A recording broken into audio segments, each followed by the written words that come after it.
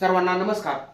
आपल्या Shivarth D classes मध्ये सर्वांचं स्वागत आहे. आपण या ठिकाणी सध्या आपल्या महाराष्ट्रातील काही जिल्ह्यांमध्ये पोलीस पाटील पदाची भरती सुरू आहे.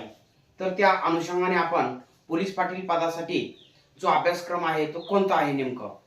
मी एक धाराशिव जिल्ह्यातील आंबेवाडी एक गाव या ठिकाणी पोलीस पाटील पदावर कार्यरत आहे. तर माझा पोलीस पाटील भरतीमधील अनुभव आणि जे की आपल्याला जे इच्छुक उमेदवार आहेत पोलीस पाटील पदाची तयारी करण्यासाठी त्यांच्यासाठी सुद्धा हा व्हिडिओ मार्गदर्शन ठरणार आहे. तर आपल्या या पोलीस पाटील पदासाठी जे असणारे जे काही प्रश्न असणार आहेत नेमकं आपल्या पेपरचं स्वरूप कसं असेल ते आपण या ठिकाणी पाहणार आहोत. नेमके कोणते विषय आहेत त्यामध्ये, त्याचबरोबर कोणत्या विषयासाठी नेमकं कोणते संदर्भ ग्रंथ वाचणं गरजेचं आहे हे आपण या व्हिडिओमध्ये पाहणार आहोत. तर त्यामध्ये आपण सुरुवातीला बघणार आहोत. आता या ठिकाणी एकूण 3 विषय असतील आपल्या पोलीस पाटील पदाच्या बाबतीत जर बघितलं तर त्यामध्ये मराठी व्याकरण असणार आहे, सामान्य ज्ञान जीके, त्याचबरोबर गणित बुद्धिमत्ता असणार आहे. आता या विषयांची जी काही असणारी काठिण्य पातळी असेल ती कोणती असेल तर आपण लक्षात घ्यायचं या ठिकाणी जी की आपल्या स्कॉलरशिपच्या परीक्षेची जी काही काठिण्य पातळी असणार आहे त्या धर्तीवर आपल्याला हे क्वेश्चन पाहायला मिळतील. त्यामध्ये मराठी व्याकरणचा जर आपण विचार केला तर नेमकं कोणते घटक असतील मराठी व्याकरणमध्ये तर त्यामध्ये लक्षात घ्या मित्रांनो, वर्णमाला असणार आहे, त्याचबरोबर संधी असणार आहे. आता त्या ठिकाणी आपल्याला संधीचे वेगवेगळे प्रकार आहेत ते सुद्धा विचारले जातात. शब्दाच्या जाती असणार आहेत मित्रांनो 8, त्याचबरोबर विभक्ती महत्वाचा या ठिकाणचा पॉइंट असेल, प्रयोग असतील लक्षात घ्या, त्याचबरोबर वाक्याचे प्रकार आहेत, केवळ वाक्य, संयुक्त वाक्य किंवा मिश्र वाक्य, अलंकार असतील लक्षात घ्या, वृत्त असतील, त्याचबरोबर शब्दार्थ. आता शब्दार्थामध्ये जर आपण बघितलं तर यामध्ये सर्वात महत्वाचं समानार्थी विरुद्धार्थी शब्द असतील, शब्द समूहाबद्दल एक शब्द असेल किंवा अलंकारिक शब्द असतील. लक्षात घ्या काही पिल्लूदर्शक शब्द आहेत, जसं शेळीच्या पिल्लाला काय म्हणायचं किंवा जे काही असणार वाघाचं पिल्लू आहे त्याला काय म्हणायचं किंवा सिंहाचं पिल्लू आहे त्याला काय म्हणायचं, असे पिल्लूदर्शक शब्द असतील म्हणा. या ठिकाणी काही महत्वाचं शब्दसिद्धीमधील म्हणजेच की एक सांगायचा भाग म्हणजे की जे की आपलं बघा तत्सम शब्द असतील, तद्भव, किंवा त्याच्यानंतर महत्वाचं म्हणजे की आपले जे काय असणार काय म्हणू आपण त्याला कानडी भाषेतील शब्द असतील, पोर्तुगीज भाषेतील शब्द असतील म्हणा. मग या ठिकाणी आपल्याला सर्वच जे काही असणारे पॉइंट आहेत ते आपल्याला वाचावे लागणार आहेत मित्रांनो.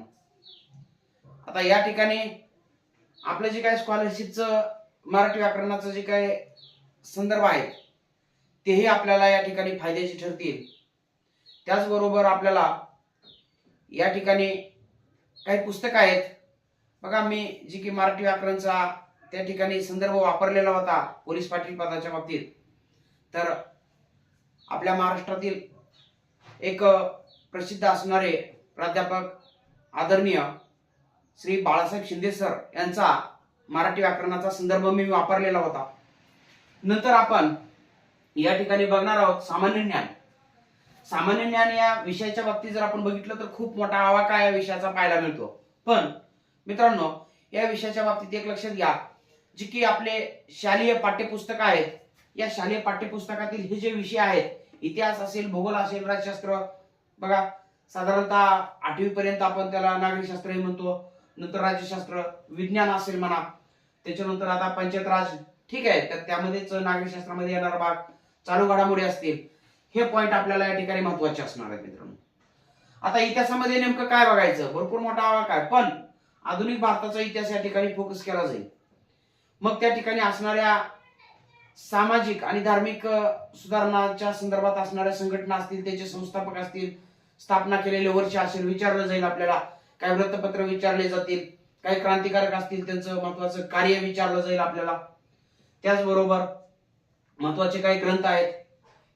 आता एखादा ग्रंथ आपल्याला विचारला जाईल, फॉर एक्झाम्पल सांगायचा भाग म्हणजे की गीताई, आचार्य विनोबा भावे यांचा ग्रंथ, त्याचबरोबर गीतांजली असेल, गुरुदेव रवींद्रनाथ टागोर यांचा ग्रंथ, किंवा discovery of India Pandit Jawaharlal Nehru यांचा ग्रंथ, असे काही प्रश्न आपल्याला या विषयामधून विचारले जातील.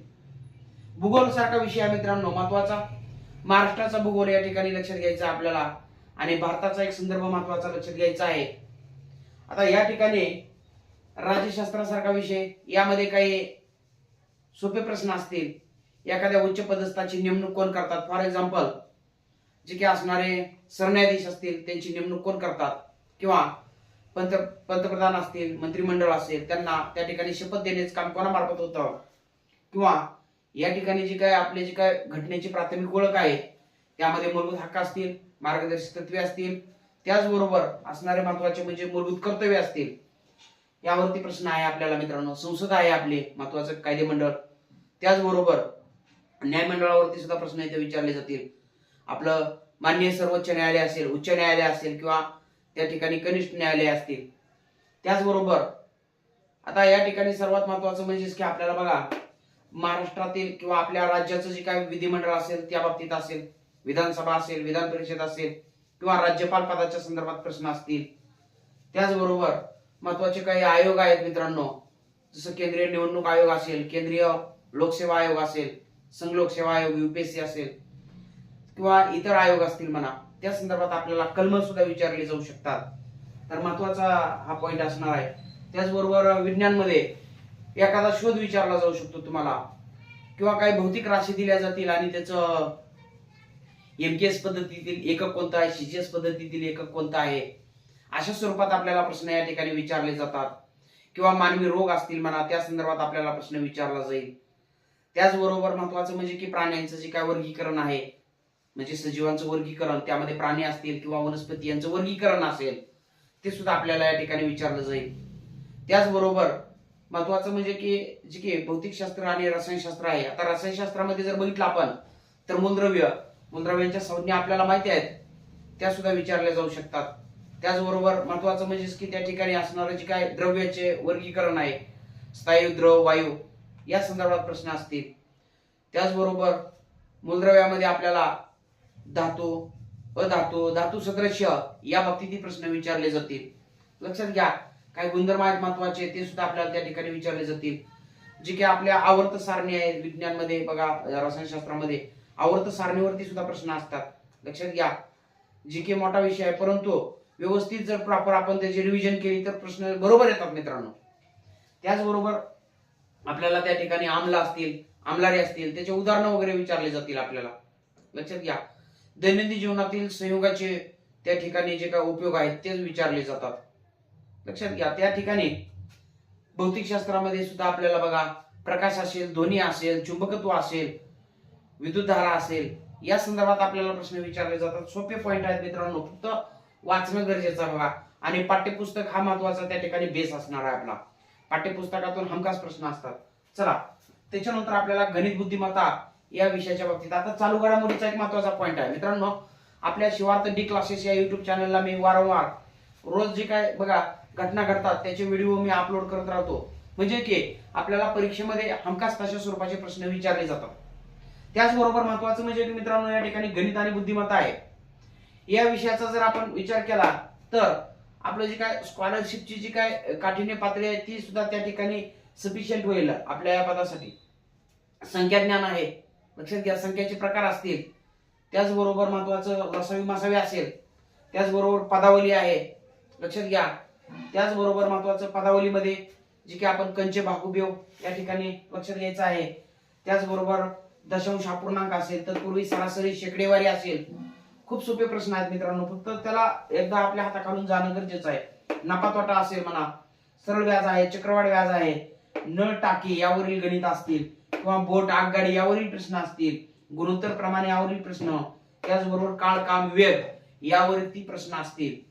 मग मित्रांनो आता आपल्याला या ठिकाणी जी की बुद्धिमत्ता जर पॉइंट आम्ही बघितला तर जी की स्कॉलरशिपची बुद्धिमत्ता आहे ती सुद्धा त्या ठिकाणी आपल्याला व्यवस्थितपणे जर आपण केली तर ती सुद्धा लक्षात राहण्यासारखा पॉइंट आहे आपल्या, आणि आपल्या परीक्षेमध्ये नक्कीच मार्क चांगले येऊ शकतात.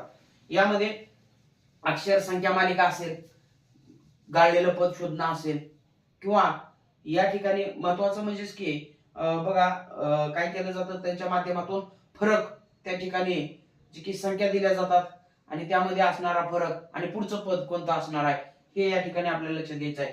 सांकेतिक भाषा असेल, कोडिंग डिकोडिंग म्हणतो आपण त्याला, सोपा आहे पॉइंट, कॅलेंडर असेल मित्रांनो, हमखास प्रश्न असतात, घड्याळ असेल, त्याचबरोबर दिशाज्ञान आहे, सोपा प्रश्न असतो हा सुद्धा, त्याचबरोबर आकृत्यावरील प्रश्न असतात मित्रांनो, लक्षात घ्या, त्याचबरोबर तर्क आणि अनुमान यावरती सुद्धा प्रश्न अलीकडे विचारले जाऊ लागलेले आहेत, व्यवहारी असेल मित्रांनो.